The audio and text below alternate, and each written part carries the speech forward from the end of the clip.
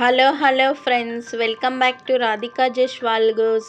ఈరోజు వీడియో వచ్చేసి Valentine's day స్పెషల్గా కేక్ అయితే రెడీ చేశాను. Honey cake. ఇది రెగ్యులర్గా మనం బేకరీలో తింటూ ఉంటాం కదా, సేమ్ అదే టేస్ట్తో ఇంట్లో కూడా చేసుకోవచ్చు.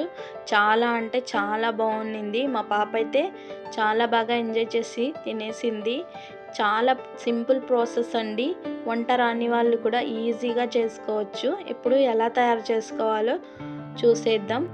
ఫస్ట్ మనం కేక్ ప్యాన్ అయితే రెడీ చేసుకుందాం. నేను ఇక్కడ హార్ట్ షేప్లో కేక్ని అయితే చేస్తున్నాను కాబట్టి దీనికి కొద్దిగా ఆయిల్ కానీ నెయ్యి కానీ అప్లై చేసుకోవాలి. తర్వాత బటర్ పేపర్ని కూడా కట్ చేసుకొని దీనికి కూడా కొద్దిగా ఆయిల్ రాసుకుంటే సరిపోతుంది. దీన్ని ఒక పక్కన పెట్టేసుకుందాం.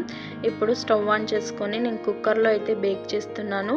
ఫస్ట్ సాల్ట్ అలాగే స్టాండ్ పెట్టుకొని 10 minutes ఫ్రీ హీట్ అయితే చేసేసుకుందాం. ఇప్పుడు నెక్స్ట్ ప్రాసెస్ ఏంటో చూసేద్దాం. ఇలా ఒక బౌల్ తీసుకొని 1/2 కప్పు వరకు పెరుగునైతే యాడ్ చేస్తున్నాను. అలాగే 1/2 కప్పు షుగర్ పౌడర్ని కూడా యాడ్ చేస్తున్నాను. అలాగే 1/2 కప్పు ఆయిల్ని కూడా యాడ్ చేసుకోవచ్చు. మీ దగ్గర బటర్ కానీ నెయ్యి కానీ ఉంటే యూస్ చేసుకోవచ్చు. నేను ఇక్కడ ఆయిల్తోనే ప్రిపేర్ చేస్తున్నాను. ఇలాగా స్మూతీగా టెక్స్చర్ వచ్చేంత వరకు బాగా కలుపుకుంటే సరిపోతుంది. తర్వాత ఒక స్ట్రైనర్ని తీసుకొని ఇందులోకి 1 కప్పు వరకు మైదా, అలాగే 1 tablespoon baking powder, 1/2 tablespoon baking సోడాని కూడా వేసుకొని ఇలా జల్లించేసుకుందాం. అందరూ వీడియోస్ చూస్తున్నారు కానీ లైక్ చేయడం లేదు, సబ్స్క్రైబ్ చేసుకోవడం లేదు ఫ్రెండ్స్. కొంచెం లైక్ చేసి సపోర్ట్ చేయండి. మీ సపోర్ట్ వల్లనే నేను ఇంకా ముందుకెళ్ళగలను. సో దయచేసి అర్థం చేసుకుంటారని అనుకుంటున్నా. ఇప్పుడు పిండిని ఒకే డైరెక్షన్లో కలుపుకోవచ్చు, లేదా కట్ అండ్ ఫోల్డ్ మెథడ్లో కూడా అయితే కలుపుకోవచ్చు. నేను ఇక్కడ విస్కర్తో కలుపుతున్నాను అన్నమాట, ఒకే డైరెక్షన్లో. ఇలా బాగా మిక్స్ చేసుకున్న తర్వాత ఇందులోకి 1/2 కప్పు వరకు పాలను అయితే యాడ్ చేసుకోవాలి.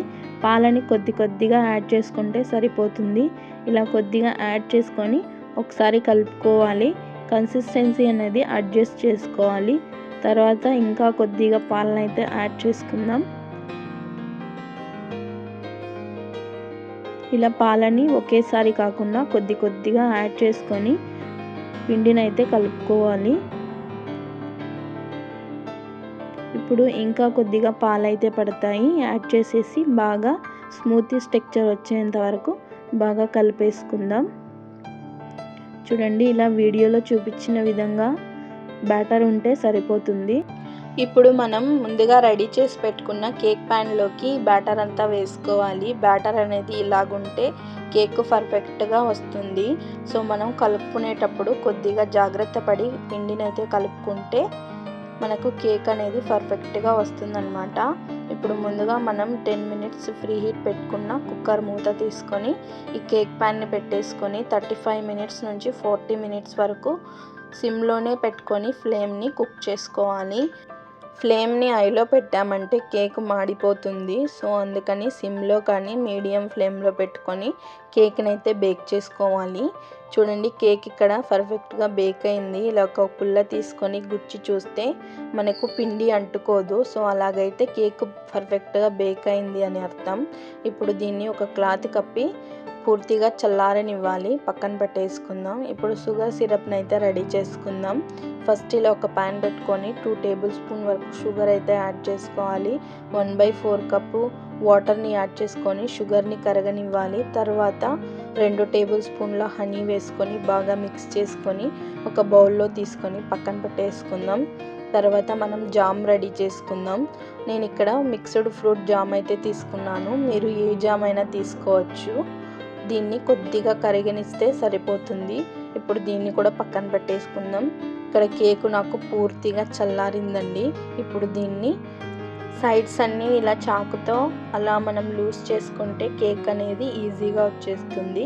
ఇలా ఒక పైన ప్లేట్ పెట్టి ఇలా టర్న్ చేసి ట్యాప్ చేస్తే పర్ఫెక్ట్గా వచ్చేస్తుంది. చూడండి, కేకు పర్ఫెక్ట్గా కుక్ అయింది కాబట్టి ఇలా వచ్చేసింది. ఇప్పుడు బటర్ పేపర్ అనేది తీసేద్దాం. ఇప్పుడు దీన్ని చూపిస్తాను చూడండి. కేక్ అయితే చాలా అంటే చాలా మెత్తగా ఉంది, ఫ్లఫీలా ఉంది. చూశారు కదా. ఇప్పుడు మనం తయారు చేసి పెట్టుకున్న సిరప్ని ఇందులోకి వేయాలన్నమాట. సో నేను ఇక్కడ స్టిక్ తోటి చిన్న చిన్నగా బొక్కలు అయితే పెడుతున్నాను.